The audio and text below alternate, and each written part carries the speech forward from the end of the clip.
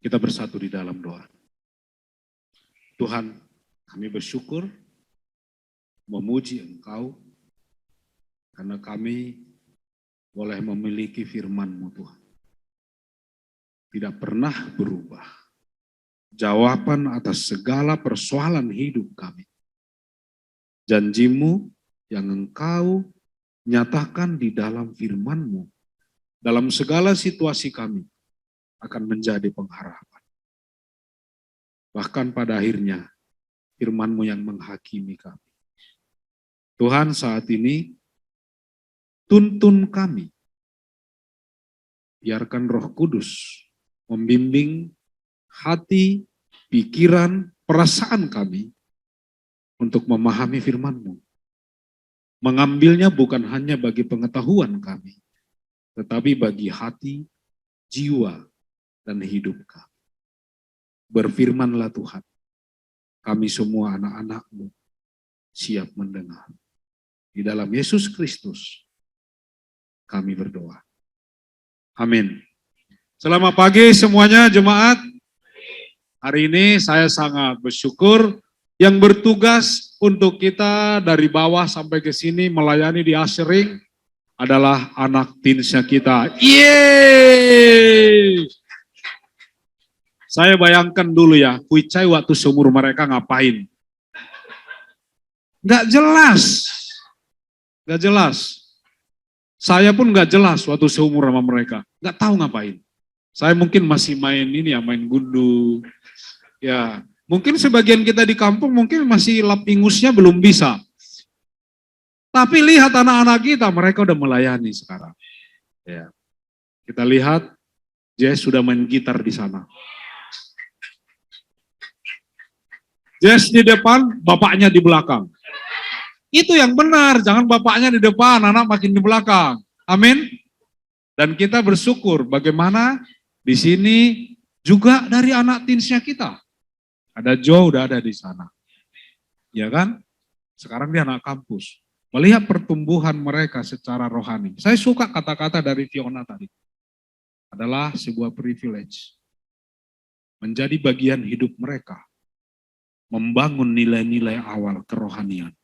Amin. Ini yang kalian bangun guru sekolah minggu. Dari awal, tidak sia-sia. Kalau kalian lagi bergumul ngajar anak, lihat Joe. Lihat saya dulu bandel di sekolah minggu, begini jadinya. Lihat yang kita taruh tidak ada sia-sia, amin. Hari ini selama sebulan, saya sangat bangga dengan seluruh jemaat. Sangat bangga. Saya melihat kita bertumbuh semua dalam penata layanan. Sini tertusuk, yang ini mau ngambil ini, yang ini mau ambil ini. Sampai hari ini sudah berbulan-bulan. Orang multimedia kita, orang sound systemnya kita, memperbaiki ini. Kemarin di sini lagi mereka.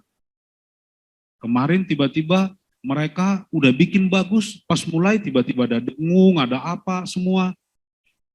Tidak pernah sempurna. Karena kesempurnaan hanya milik Allah saja. Tidak akan sempurna apapun yang kita siapkan, amin. Kenapa? Karena kita harus bergantung sama Tuhan. Karena kalau kita sudah sempurna, perfect, kita akan berhenti belajar. Thank you, Ko Samuel ada di belakang sana, ada Dea, ada Otto di sana. Bayangkan loh, dia itu S2 Otto loh. Dea S2, di sini kita pekerjakan di belakang sana. Dan kita nggak bayar, kita tegur lagi kalau terlambat. Itu luar biasa kan penata layanannya kita. Dan kita tahu anak-anak kita di bawah juga lagi belajar. Bapak Ibu sekalian, inilah keluarga kita.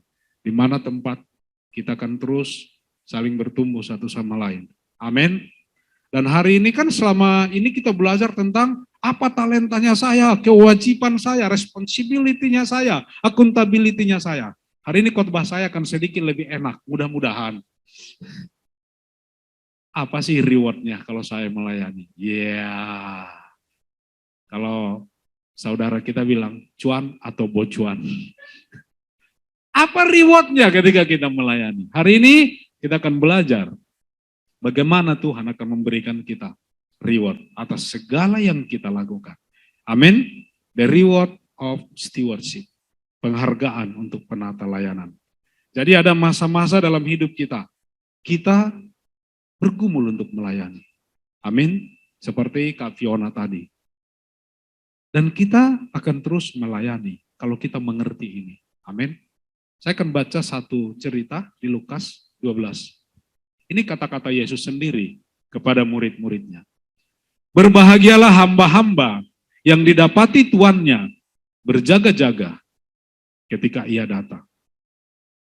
Aku berkata kepadamu, sesungguhnya ia akan mengikat pinggangnya dan mempersilahkan mereka duduk makan, dan ia akan datang melayani mereka. Dan apabila ia datang pada tengah malam atau pada dini hari dan mendapati mereka berlaku demikian, maka berbahagialah mereka. Dua ayat ini sangat jelas melanggar undang-undang ketenaga kerjaan, karena tidak ada jam kerja. Ayat 40, hendaklah kamu juga siap sedia, karena anak manusia datang pada saat yang tidak kamu sangkakan. Kata Petrus, biasanya ini kan yang paling vokal dan bereaksi. Tuhan, kamikah yang kau maksudkan dengan perumpamaan itu atau juga semua orang? Sangat menarik. Ini sebenarnya berbicara tentang perumpamaan kedatangan Yesus kedua kali. Jadi dia berbicara, setiap perumpamaan suka dibuat dia dengan pernikahan. Karena kita adalah mempelai wanita dan Tuhan adalah mempelai laki-laki. Dikatakan di masa itu, petugas itu kadang-kadang mereka udah dibuat acara pernikahan, tuannya belum datang-datang. Yang bertugas harus standby, berjaga.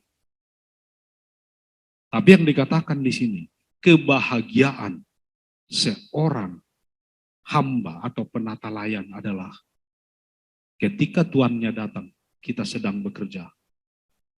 Wow, kita nggak sedang lalai. Bahkan dikatakan tengah malam tuannya datang atau dini hari, mereka tetap melayani dengan berbahagia. Kalau ditanya jam kerjanya berapa bro? 8 jam per hari? Enggak. Jam kerjanya kita adalah sampai kedatangan Yesus kedua kali. Wow, ini yang menakutkan saya. Setelah itu Yesus katakan itu, hendaklah kamu juga, kita juga. Karena Yesus bisa datang setiap hari.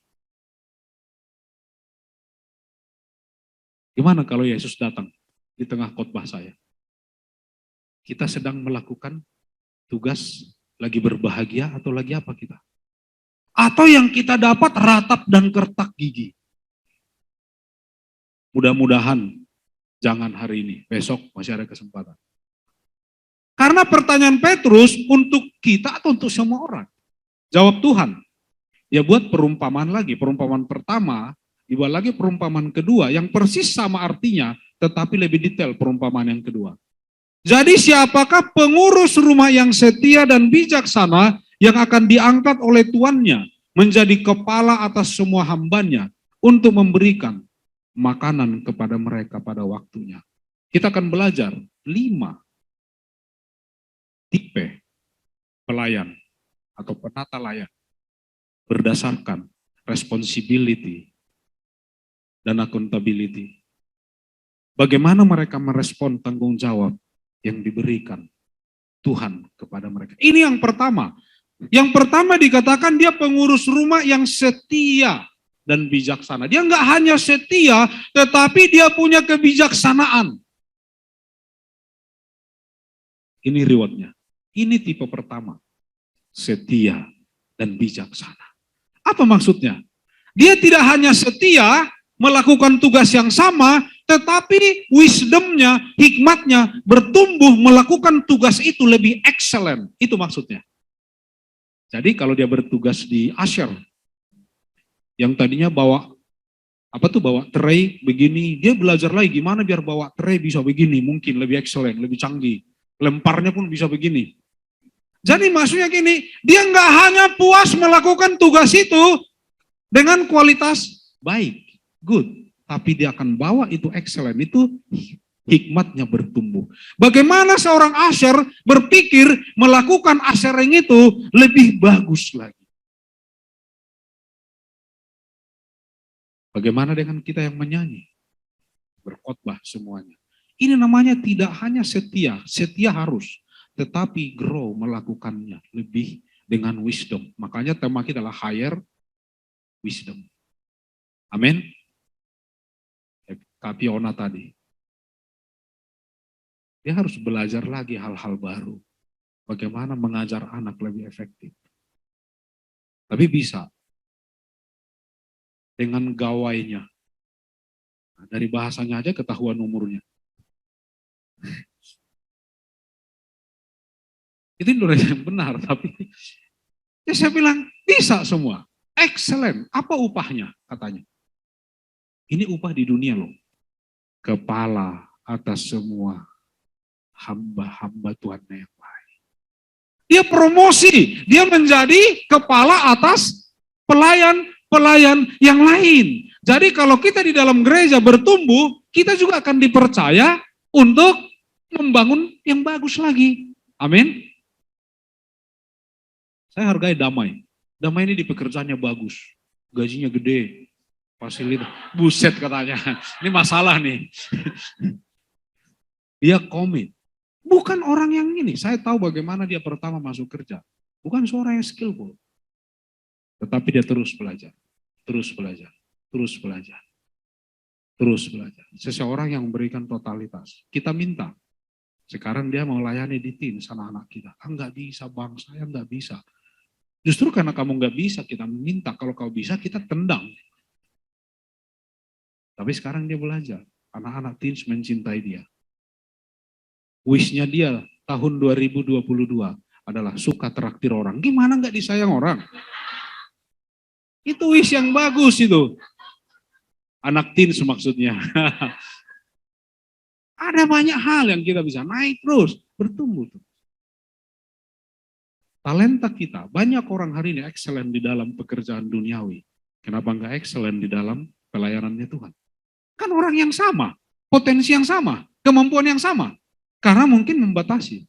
Tapi kita harus grow dalam bijaksana kita. Amin. Itu upahnya. Ada lagi di Lukas 12 ayat 43. Berbahagialah hamba yang didapati tuannya melakukan tugasnya itu. Ketika tuannya itu datang. Aku berkata kepadamu, sesungguhnya tuannya itu akan mengangkat dia menjadi pengawas segala miliknya. Ini adalah pekerja yang baik. Setia melakukan pekerjaannya. Enggak apa-apa juga, dia baik. Mungkin dia bukan orang yang jago memimpin orang lain, tetapi dia bisa melakukan pekerjaan. Tapi ini dipercayakan Tuhan atas semua miliknya, atas hartanya. Wow, kalau tadi dipercayakan atas orang, ini dipercayakan atas aset. Wow, ini masuk akal. Kalau saya bilang, bukankah ini juga yang terjadi sebenarnya di dunia, betul ya? Kalau orang pekerja yang bagus, dia akan dipercayakan miliknya, dipercayakan. Nah, masalahnya adalah yang bikin capek, makin kita bagus, makin banyak dipercayakan tanggung jawabnya. Tapi harusnya itu kebanggaan, amin. Dipercayakan. Ini yang kedua ini adalah sama setia. Satu dipercayakan atas orang-orangnya, satu dipercayakan atas miliknya. Setia melakukan tugas. Pengawas atas segala milik Tuhannya. Amin. Jadi kalau Ko Samuel terus saja udah umur piwa, masih ngurusin kabel aja. Kita kan angkat dia Menteri Perkabelan GKDI Bogor, nggak apa-apa. Nggak apa-apa, setia aja terus. Makanya kita percayakan semua kabel ke beliau. Coba kalau yang lain pegang kabel, hancur. Jangan main-main ya sama kabel dengan Ko Samuel ya. Kamu lipat-lipat habis kamu. Cara gulung kabel itu ada rumusnya. Iya. Itulah yang bikin Ciani makin cinta sama dia. Menggulung kabel itu melingkar pelan. Begitulah dia menggulung cintanya Ciani selama ini. Kenapa? Karena didalami hatinya di sana. Amin. Apapun itu, mari kita lakukan dengan setia. Untuk dua tipe ini, saya suka. Yang tadi upah di dunia loh. Saya mau kasih tahu, upah di surga untuk orang yang setia. Ada 5 mahkota, dari 7 mahkota di dalam Alkitab. 5 adalah mahkota kesetiaan. Wow. Mahkota kebenaran, karena setia melakukan tugasnya sambil menantikan kedatangan Tuhan. Tidak kendor. Setia terus.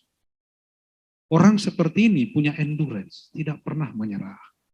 Tapi ada mahkota kemuliaan, setia melayani saudara-saudarinya. Amin. Wow. Kadang nggak dipuji ya melayani saudara-saudari. Kadang melayani saudara-saudari yang kurangnya yang disebut, yang lebihnya nggak dipuji. Tapi nggak apa-apa, karena ada mahkota kemuliaan. Amin. Kita melayani satu sama lain. Kalau lagi makan, kita ambilin garpu.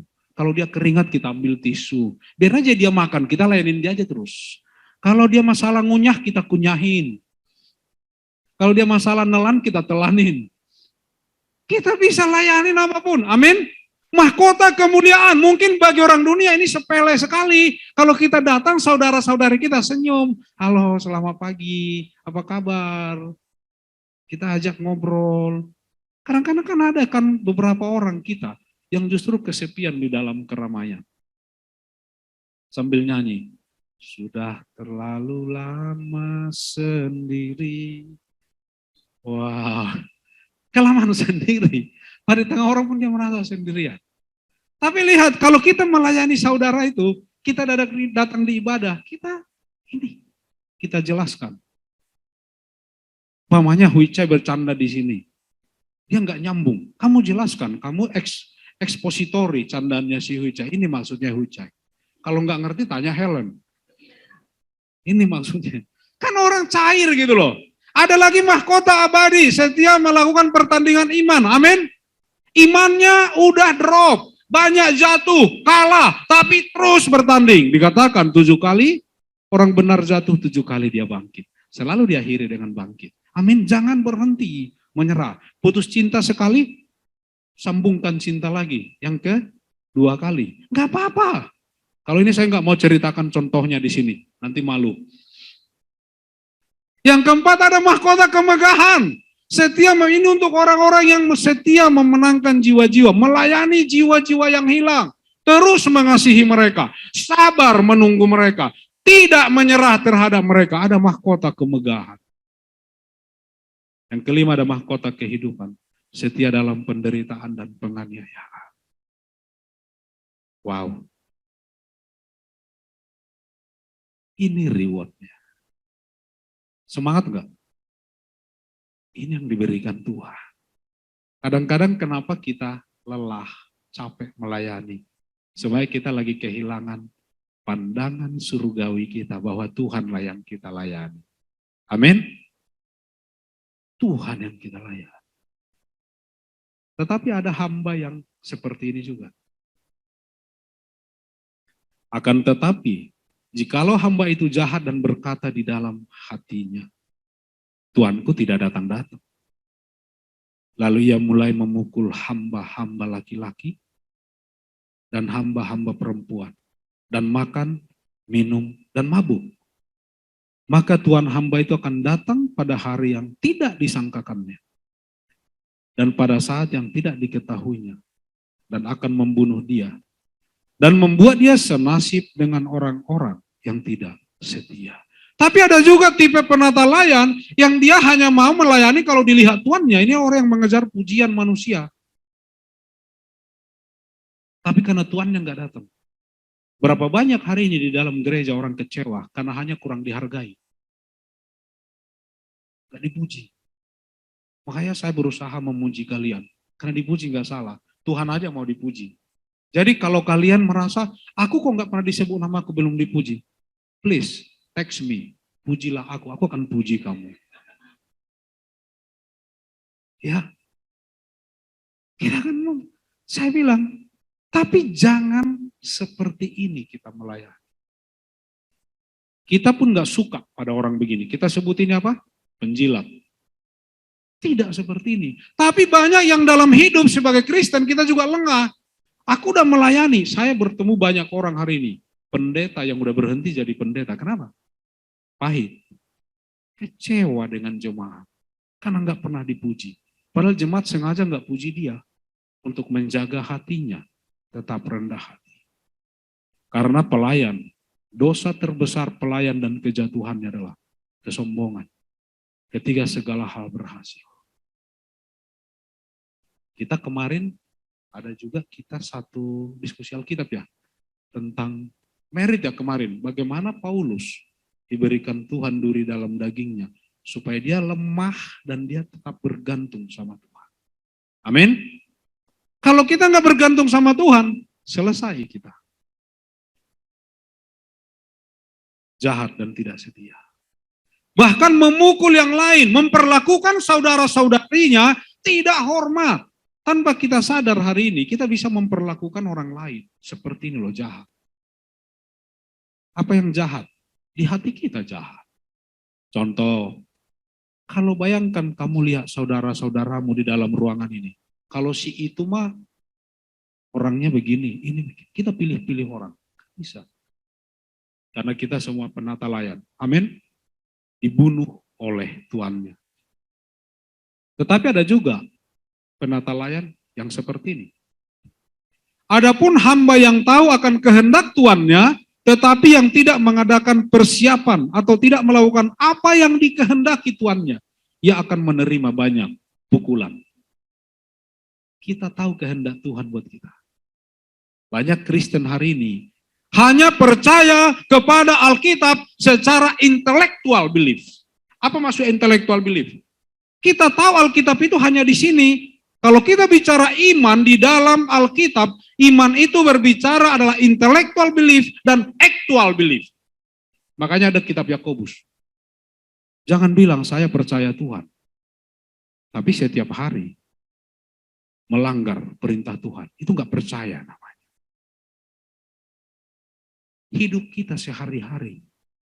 Makanya di dalam Alkitab, keyakinan dan ketaatan itu paralel, berganti-ganti dipakai. Makanya Yesus ketika mendengarkan firman, respon yang harapkan Yesus apa? Mendengar dan melakukan. Perbuatan. Saya bangga kita udah dari awal tahun kita selalu berbicara. Doa yang dikerjakan. Iman yang dijalankan. Logikanya seperti ini. Ini banyak di gereja nih. Tuhan katakan, kita baru memperingati kenaikan Kristus. Kenaikan Kristus simpel aja intinya, misi. Matius 28, jadikan semua bangsa muridku. Ada orang berdoa begini, Tuhan, biarlah engkau menjadikan bangsa-bangsa murid. Kau balikin lagi, Tuhan perintahkan kau perintahkan lagi Tuhan. Siapa yang bekerja? Makanya banyak beredar dalam tahun-tahun terakhir, misi di Papua. Di Papua sudah begini. Forward ini ke orang. Semua forward, siapa yang kerja? Berapa banyak kita hari ini seperti itu. Harus iman itu dikerjakan. Amin. Contoh kita berdoa. Contoh Samuel berdoa. Tuhan, biarlah kabel itu lurus, bagus. Biarlah suara sound system bagus minggu ini. Saya percayakan kuasamu mengurapi seluruh speaker kami, kabel kami. Kok Samuel tidur? Ada suara di sini, kabel bagus.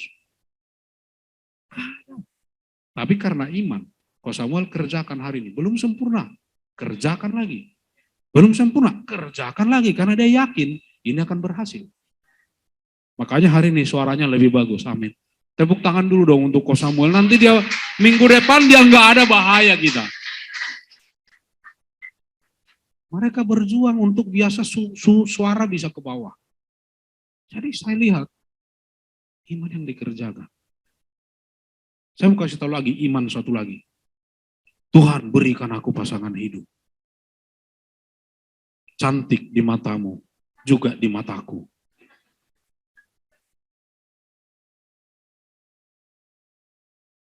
Saya lari-lari terus, katanya kamera kita ini udah canggih, bisa ngikutin saya sampai ke rumah. Oh, belum. Ini yang masih yang murah itu ya. Oh, gitu. Soalnya tadi katanya bisa ngikutin saya sampai ke rumah. Saya memang suka lari dari kenyataan. Kita berdoa tentang pasangan hidup, amin. Tetapi ada saudara-saudari di hadapan kita tiap minggu single, nggak pernah kita lirik, nggak pernah kita bangun hubungan. Nah,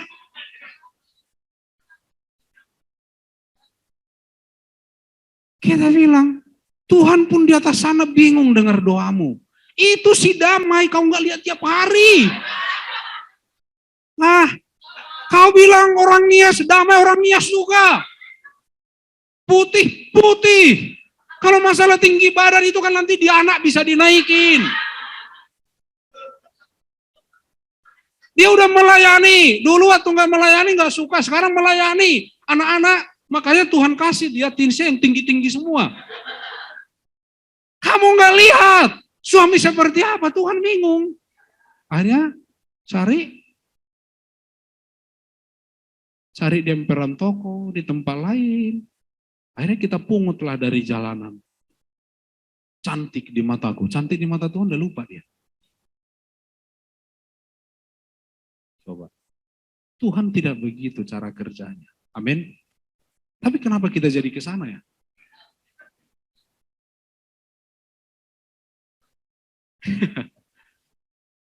Lihatlah yang melayani di sini. Amin. Belum teruji.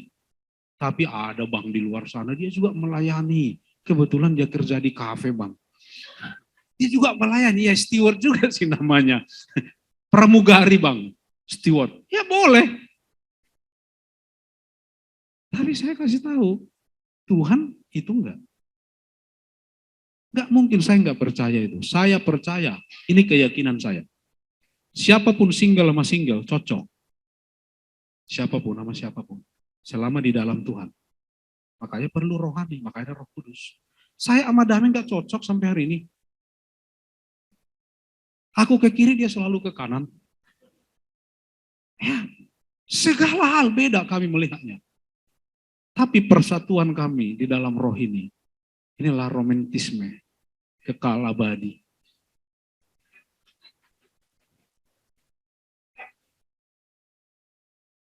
Ya. Jadi hari ini apa yang indah? Apa yang indah dari hubungan? Saya kasih tahu begini.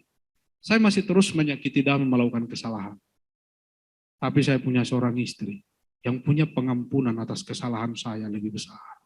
Itu romantis. Itu romantis. Saya masih berantem sama dia. Bahkan setiap hari. Gara-gara kalian. Enggak lah. Tetapi kita masih punya, di tengah kita berantem, kita selalu putuskan, mari kita berdoa. Bukankah itu romantis? Coba kalau setiap kali berantem, dia nyanyi, pulangkan saja aku pada ibuku. Habislah, saya pun nyanyi, gelas kaca. Terus kita dikuasai itu. Dan kita bilang itu romantis? Tidak. Kami masih bergumul terus, keuangan. Mungkin kalian enggak. Tetapi, Damai tidak pernah bilang ke saya kata-kata, laki-laki apa nggak bisa hasilkan uang. Itu romantis. Dia selalu support saya bahkan ketika saya nggak menghasilkan. Kenapa?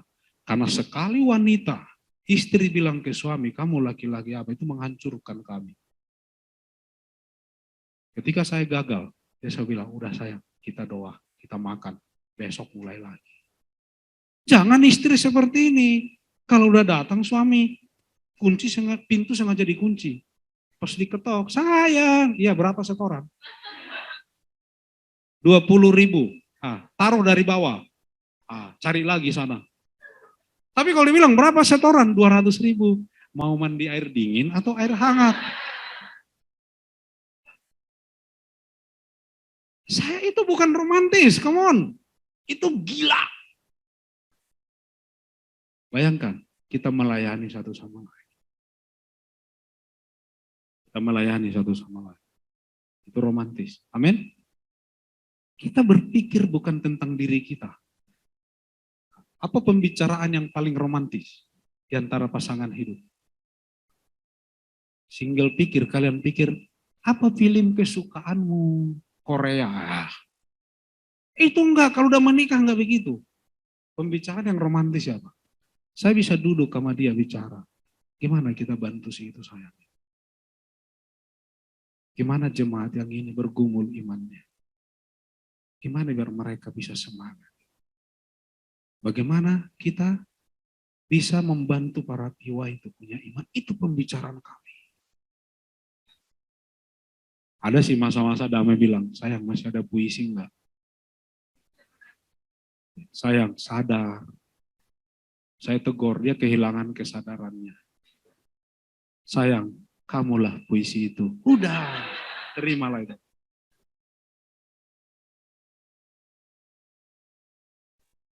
Tapi beberapa, udah lama juga sih nggak ada puisi. Tapi itulah yang bagus dalam hidup kita. Kenapa penting ada penata layanan? Karena dunia ini kehilangan orang yang suka melayani. Betul? Karena suka dilayani, menuntut semuanya. Gak seindah itu kalau dari rumah tangga, ya. Tagihan tidak bisa dibayar dengan film Korea. Tahu kehendak Tuhan, tapi tidak lakukan. Ini tipenya orang ini. Dia tahu kehendak Tuhan, tapi nggak lakukan. Kadang-kadang kita tahu peran kita sebagai pasangan, tapi kita nggak lakukan. Saya kan pelayan bagi istri saya kan pelayan bagi kalian, bagi saudara-saudari. Saya harus lakukan. Ada tipe yang kelima. Tetapi barang siapa tidak tahu akan kehendak tuannya dan melakukan apa yang harus mendatangkan pukulan, ia akan menerima sedikit pukulan. Kenapa pakai kata pukulan? Karena zaman itu masih tuan dan hamba itu zaman perbudakan. Karena budak di masa itu benar-benar haknya ada di tangan tuannya. Tidak tahu kehendak tuannya udah kasih tahu, tidak tahu, justru dia melakukan hal-hal yang berbeda, dapat pukulan juga. Jadi tidak ada alasan. Saya tidak tahu kehendak Tuhan. Tidak tahu atau tidak mau tahu, itu berbeda. Tidak tahu kehendak Tuhan. Kalau hari ini belum tahu, nggak apa-apa, kesempatan belajar.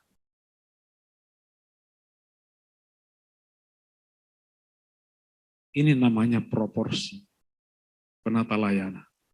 Setiap orang yang kepadanya banyak diberi, daripadanya akan banyak dituntut. Dan kepada siapa yang banyak dipercayakan, daripadanya akan lebih banyak lagi dituntut. Kata dituntut di sini bukan tuntutan pengadilan, tapi pertanggungjawaban. Karena kita harus bertanggungjawabkan. Time. Waktu kita. Waktu, saya bicara waktu harian. Berapa porsi penata layanan kita kepada Tuhan dalam waktu harian kita? Loh, mengikut Tuhan itu Senin sampai Minggu loh, 7 hari. Hariannya kita berapa buat Tuhan? Tuhan tidak mau tahu, dia tidak peduli. Kamu bilang proyek saya besar. Saya lagi garap pekerjaan ini. Dia nggak peduli. Berapa waktu buat Tuhan? Hariannya kita. Karena itu kalendernya Tuhan harian. Bukan mingguan. Waktu hariannya kita.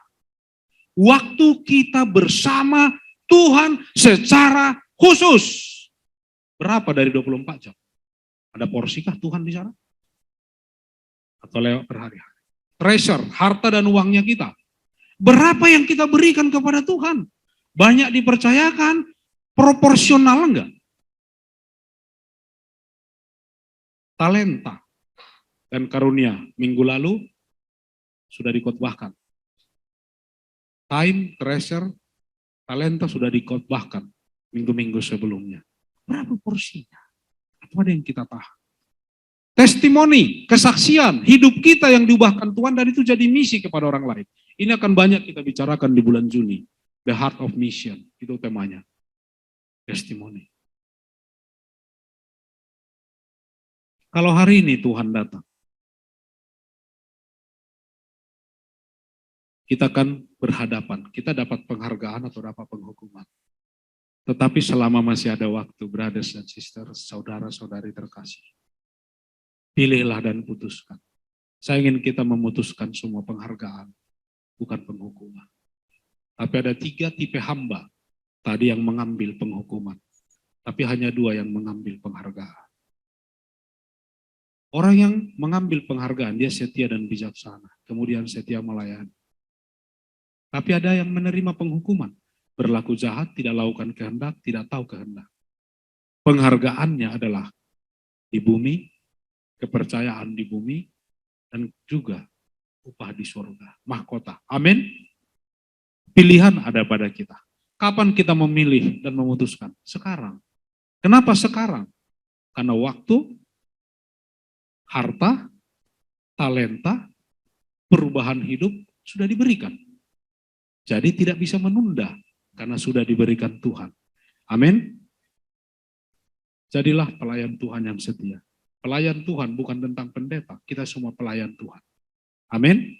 Pelayan yang memberikan kembali kepada Tuhan. Apapun sesuai waktu kita, sesuai harta kita, sesuai talenta, karunia, bahkan hidup kita yang diubahkan Tuhan. Amin. Ini bukan membuat kita takut, justru ini membuat kita semangat. Karena ada reward. Yang membuat kita takut, kalau kita hamba yang 3, 4, 5. Tetapi kita masih punya kesempatan menjadi hamba yang pertama dan yang kedua. Amin. Kita bersatu di dalam doa. Bapa di surga, berikan kami Tuhan keyakinan, sukacita untuk melayani Engkau. Dengan segala yang Engkau percayakan kepada kami, karena kami tidak akan pernah kehilangan upahnya. Bahkan di dunia ini pun kami akan mendapatkannya Tuhan.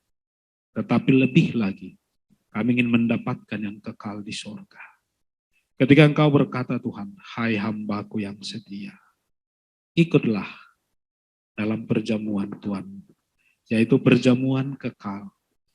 Satu meja makan dan minum. Dengan Engkau Bapa kami, berhadapan muka dengan muka.